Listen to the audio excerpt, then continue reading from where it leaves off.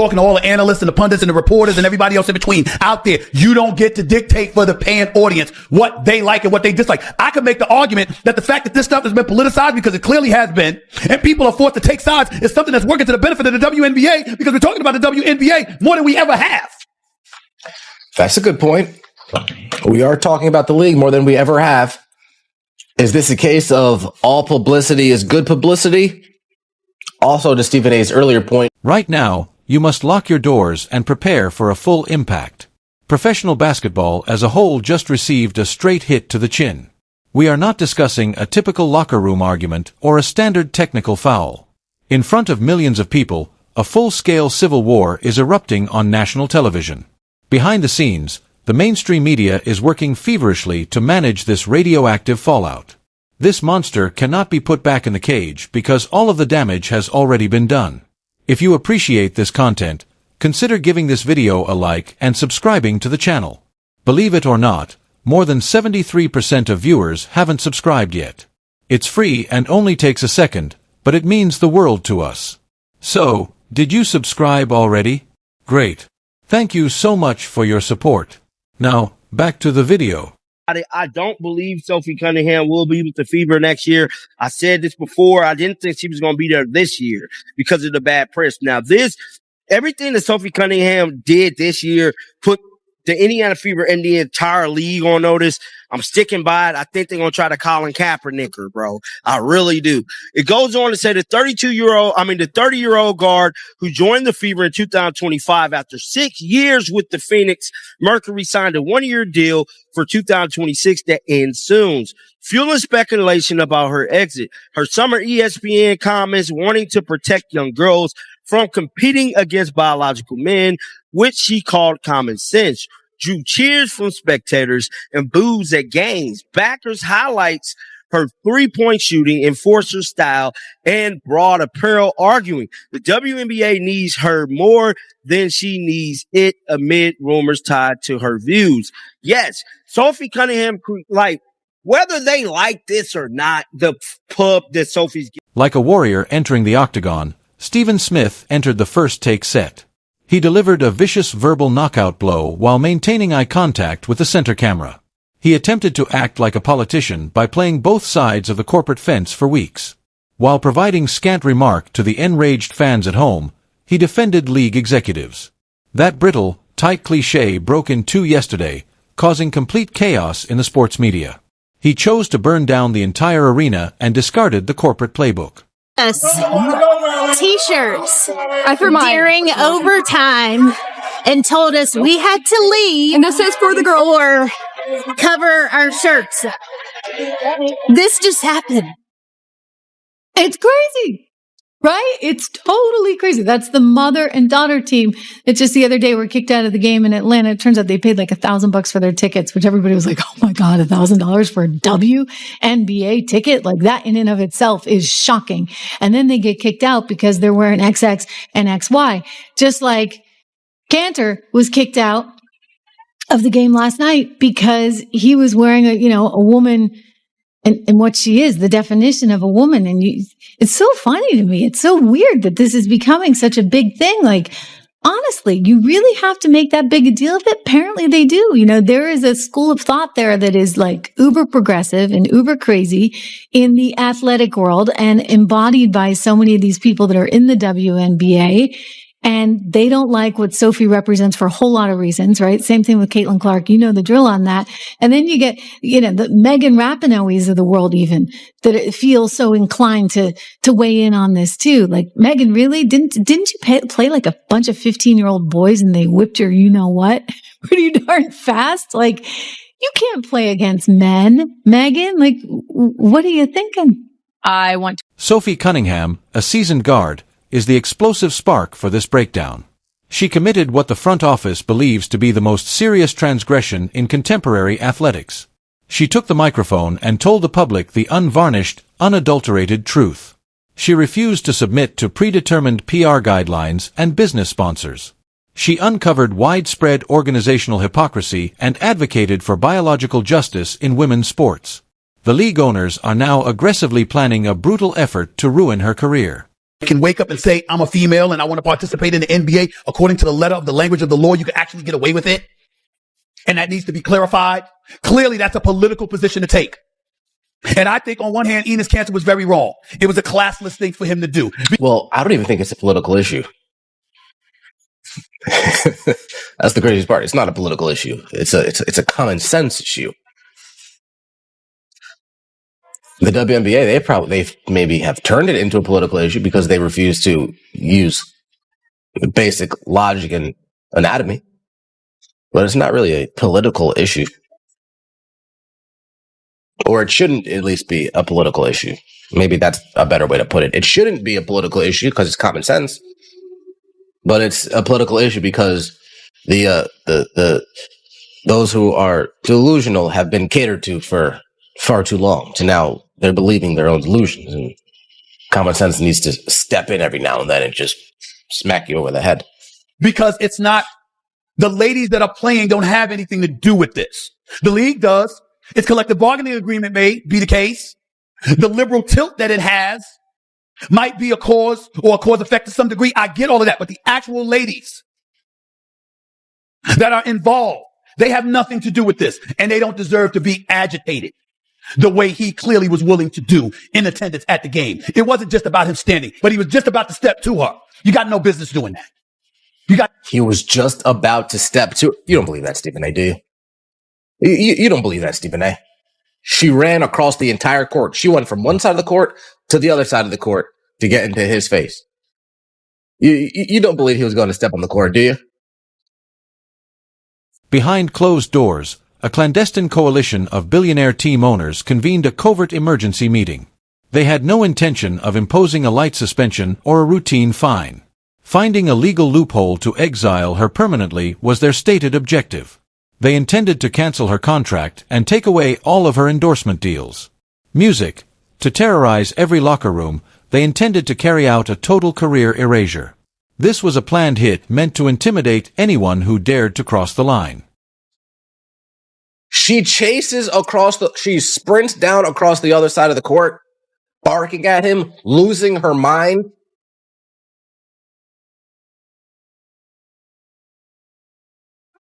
She needs a sedative. Deserve that. Not the ladies actually playing. They don't deserve that. And all of us, as American citizens, as human beings, find ourselves caught up in a political system that has purview and dominion over us as citizens of a society. If anybody knows that, it's Enos Cantor Freedom because of his history with Turkey. So you think he'd understand the importance of speaking out, huh, Stephen A., right? Right, Stephen A.? You'd think he'd understand the importance of going through this whole entire song and dance so we don't get to a level that he thinks that we could possibly get to. You think he'd understand that, wouldn't you, Stephen A., right? You say he's an expert in this, has some experience, been down this road before, understands the song and dance. Gotcha. That's where he's from. That's where his family is from. This man was in fear of his life. I interviewed him. I heard his story. And the courage that he showed in speaking out against the Turkish government, against China, and putting himself in that lion's den. Because of his past political history, he should be applauded. Not to mention the fact that taking a political position is consistent with who he has been. Perfectly understandable. Got it. Oh, so this is nothing new, you're saying? So your issue is just that it happened in the WNBA? What exactly is your issue, Stephen A.? Like you're doing a lot of complaining right now, but what exactly is your issue? The fact that he showed up to the game? Is that your issue? The fact that he was wearing a t-shirt? Is that the problem? You want him to take his shirt off, Stephen A.? What's your problem? After obtaining the confidential audio memo, Stephen Smith left the reservation entirely. Network producers were shouting in his headset, pleading with him to switch to the commercial. Every single red caution light that flashed across the broadcast studio control room went unnoticed by him. These team owners are operating like a syndicate of organized crime, he declared to the Globe. He uncovered the sinister machinery behind closed boardroom doors and denounced their bullying techniques. The program evolved into a real-time, live performance of the league corporate facade. Left-wing media and WNBA sources are now saying Sophie Cunningham might be released from her team at the end of the season. Her future is subtly in doubt. Interesting. Does anyone seriously doubt this isn't because of her supporting women's sports? Now, this is the scene that has been happening at a lot of these games. Let's watch.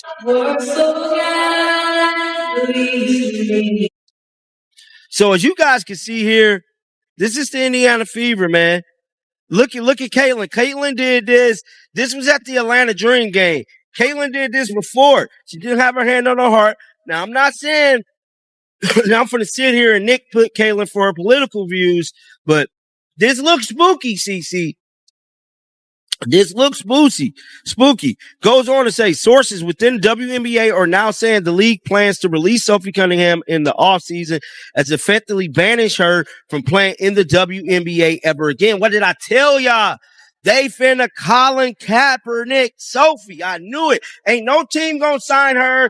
So I believe the Fever are going to release her. No doubt about it. Here's the thing. I don't believe another team is going to sign Sophie, guys. I really don't. And I believe she's going to be the new Colin Kaepernick, bro. Something 80% of Americans agree. If the WNBA engages in the obvious form of discrimination, then the Department of Justice will be forced to step in. Yes, intervene. This is going to turn into a very, very bad situation. This might be the biggest story of the WNBA. This sports tension has been building like a pressure cooker, just waiting to explode. By publicly criticizing the front office, the former professional center in Kaner Freedom set the offense. Wearing clothing that demanded precise biological standards for women's competition, he stood courtside. Paying patrons were forcibly removed from their premium seats by arena security as they hurried in.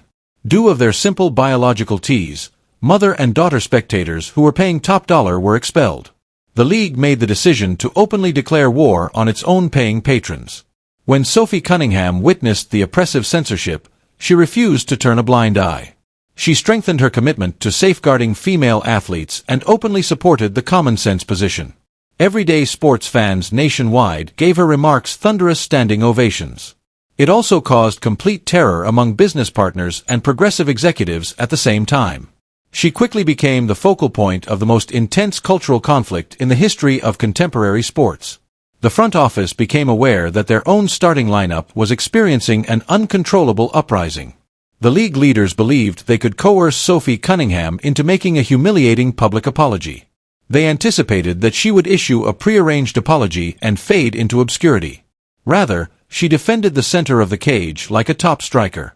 She took in every shot from the media and responded with deadly accuracy and composure. As millions of admirers supported her bold defiance, her jersey sales started to rise.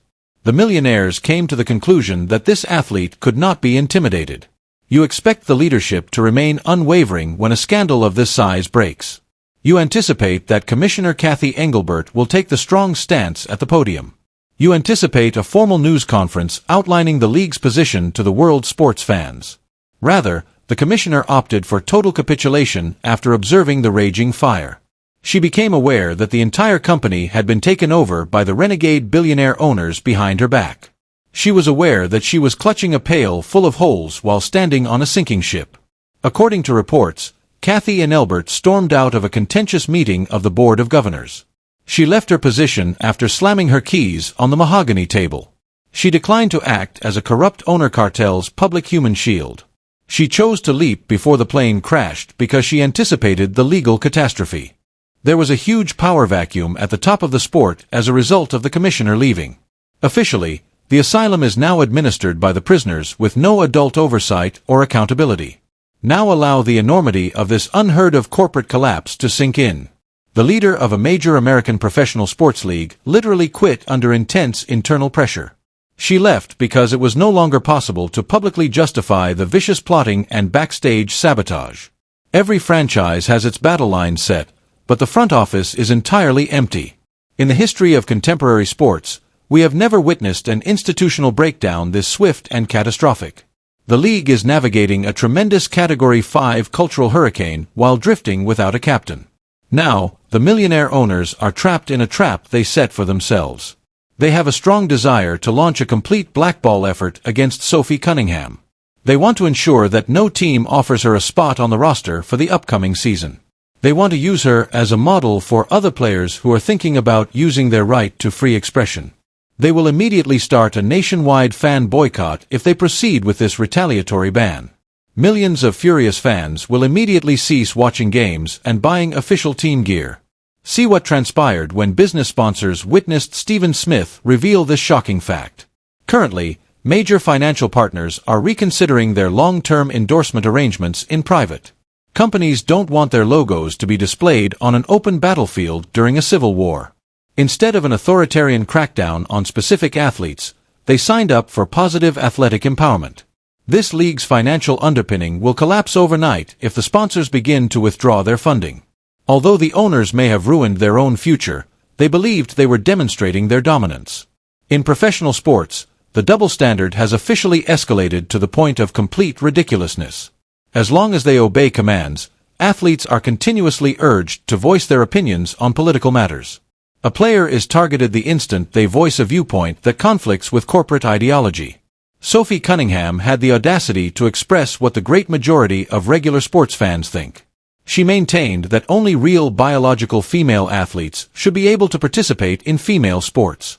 To convey that fundamental physiological truth, she was classified as a dangerous public threat by the front office. On the first take, Stephen Smith was fully aware of the type of explosive shockwave he was creating. Throughout his whole broadcast career, he guarded his connections with top sports executives and power brokers. He lost it when he saw the confidential audio memo that planned Sophie Cunningham's demise. He understood that he would be complicit in a repugnant professional hit job if he remained silent. In order to expose the dishonest owner cabal, he risked his own broadcasting reputation. That discussion wasn't staged for daytime viewers. That man had broken his bonds. Already, supporters across are planning violent counterattacks against this dishonest front office. Calls to swamp arena box offices with ticket cancellations are filling social media. Individuals are refusing to donate their hard-earned money to a group that hates them. The product dies when paying patrons are ejected from arena seats for donning simple shirts. Fans do not purchase tickets to be watched over and lectured by overbearing arena security personnel. They witness sincere athletic rivalry free from oppressive governmental control from above. Sophie Cunningham is a symbol of a profound awakening in the field of female athletics. She demonstrates that athletes are sick of constantly worrying about business retaliation behind closed doors. Because they were afraid of quickly losing their contracts and means of subsistence, players had remained silent for years. Sophie stepped straight into the fire, not even flinching, shattering that wall of terror. Behind the scenes, her bravery is encouraging other athletes to reevaluate their own imposed quiet. The front staff is concerned that her defiance may spark a general locker room insurrection. The mainstream media system is working overtime trying to bury the footage of Stephen a rage. They wish to take charge of public discourse and change the story before it becomes more widespread. Anyone who backs Sophie Cunningham is being called an extreme, attempting to stir things up. The digital era does not allow corporate gatekeepers to hide the facts behind glossy PR pronouncements. Every syllable of the live, uncensored broadcast was captured on camera by millions of viewers. No one can stop the truth from spreading throughout the internet. Now, the Indiana Fever Group finds itself squarely in the center of this storm. Rogue League owners are putting tremendous pressure on franchise management to end her contract right away. They have been told to discreetly release Sophie Cunningham and let her contract to expire in the dark. The team will alienate its rapidly expanding core fan base if they give in to league pressure. In order to witness real players who give their best on the court, fans purchase tickets. Cutting a fan favorite in order to exact political revenge would irreparably damage the team's standing with supporters. The entire story reveals the false sense of cohesion that sports executives display in front of the cameras. They give talks around the globe about empowerment, inclusivity, and establishing secure spaces for contemporary female athletes. They sent out a corporate attack squad the moment a female athlete voiced an independent opinion. While running an authoritarian government behind closed doors, they preach tolerance to the wider public. The mask has been totally removed, revealing corporate greed as the genuine face. The hideous apparatus that controls contemporary professional sporting entertainment leagues is now visible to fans. Ian's Caner Freedom Today provided the world with a clear example of how to confront powerful, corrupt organizations. In order to oppose global despots, he jeopardized his NBA career, his personal independence, and his safety. He exposed the league's frail ego when he appeared courtside to encourage biological female athletes. The front desk was terrified since they knew they couldn't manage a fearless athlete. Sophie Cunningham carried that same bold spirit right into their home. The league is now engaged in a two-front conflict with fighters who refuse to give up. This owner conspiracy's legal ramifications are poised to explode in federal courts. Civil rights lawyers are already keeping a close eye on the situation and planning large-scale class action lawsuits if team owners cooperated with Black Ball, an active athlete, based on personal convictions that they violated the law. Investigating anti-competitive retaliation against league players may be a simple task for the Department of Justice. The billionaire owners believed they were managing an internal disciplinary issue with no external supervision. Rather, they stumbled into a huge legal buzzsaw that had the potential to destroy their entire business.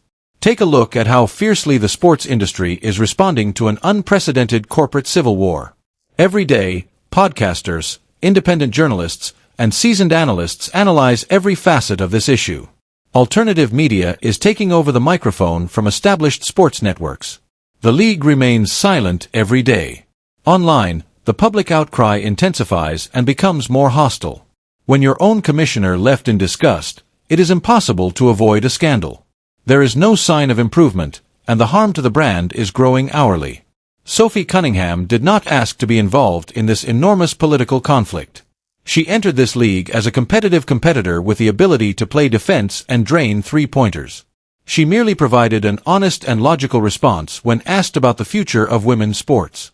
Because she spoke from common sense, she refused to compromise biological fact in order to shield the sensitive sentiments of out-of-touch CEOs. She now bears the burden of a whole sporting activity. She is demonstrating to all young girls in America the true meaning of courage in the face of adversity. The final off-season deadline for contract negotiations is quickly approaching. The owners had to choose between carrying out their blackball scheme and acknowledging total public defeat. They will demonstrate that Stephen and Smith defeated them if they give up and make Sophie a contract. They will make her an eternal martyr for millions if they expel her from the league. Every potential move in this classic checkmate situation causes catastrophic structural damage. These rich owners' conceit has put their entire league in a precarious situation. Think about the psychological harm this dispute has caused in each and every team locker room. Players are currently staring at their peers, wondering who is surreptitiously recording conversations for the front office. The athletes and the owning group's trust has been irreparably damaged. In a setting where corporate surveillance and reprisals are the norm, nobody feels comfortable voicing their opinions. When athletes are afraid of their bosses, a sports league cannot operate at a championship level. Every night, the merchandise on the floor is being poisoned by the toxic environment within the company. A significant turning point that will shape the future of contemporary sports competition is taking place right now. Either free speech, merit, and biological realism will return to professional sports. Alternatively, these organizations will become tightly regulated corporate propaganda channels run by wealthy cartels. Everyone in the sports world has been forced to take sides because of Sophie Cunningham's stance. When the competition's fundamental integrity is threatened, there is no room for neutrality. It is up to each player, executive, and fan to choose what kind of future they want to see. The establishment media wants you to ignore this incident and act as though it never happened. They want you to watch their sponsored content while ignoring the corruption that is right in front of you. They want you to forget that supporters who paid for their seats were forcibly removed. They want you to forget that rich owners are pursuing a committed female player. We will not allow them to ignore this catastrophic corporate crime. Until every little detail is revealed, the focus will be fixed on these dishonest executives. The struggle for basketball's soul has begun, and the lines have been formally drawn. After removing the Grenades pin, Stephen Smith threw it straight into the boardroom. Knowing that the crooked ship was headed straight down, Kathy Angelbert gave up her position. Unbowed, unbreakable, and utterly fearless, Sophie Cunningham continued to stand in the middle of the storm. The billionaire cartel is discovering the hard way that intimidation in the backroom cannot eradicate the truth. The next explosion will be even more spectacular, and this drama is far from finished. I need all of you who are viewing this breakdown to let me know down here. By attempting to ban Sophie Cunningham, are these millionaire team owners behaving like a corrupt mafia? Was Commissioner Kathy Enelbert correct to leave a poisonous and unmanageable sinking ship? Was it ethical for Stephen Smith to reveal this fact on national television? Let the battle zone start down below by leaving your frank opinions in the comments section right now. Hit the bell notification, hit the subscribe button, and be ready for the next big breakdown.